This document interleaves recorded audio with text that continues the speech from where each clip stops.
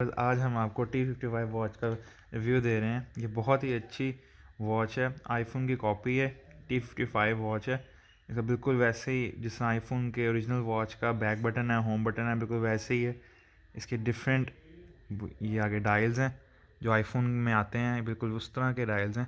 बाकी ये बहुत ही अच्छी वॉच है, इसमें डिफरेंट फंक्शंस हैं, हार्ट रेट है, आप इस पर अपनी कॉल मिला सकते हैं, ये phone book add number save कर सकते हैं। बाकी डिफरेंट ये एक्सरसाइजेज हैं, सिटअप्स हैं, रनिंग है, और ये बाइक है, ये टेबल टेनिस गेम्स है डिफरेंट। इसमें आप अपने फ़ोन से कैमरे से तो पिक्स खींच सकते हैं और हार्ट रेट चेक कर सकते हैं। मेन्यू स्टाइल डिफरेंट है इसके अंदर, आप अपने फ़ोन से इसको कनेक्ट कर सकते हैं ब्लूटूथ से भी, और इसकी एक अपनी ऐप है उससे कनेक्ट कर सकते हैं, फिट प्रो नाम है उस ऐप का।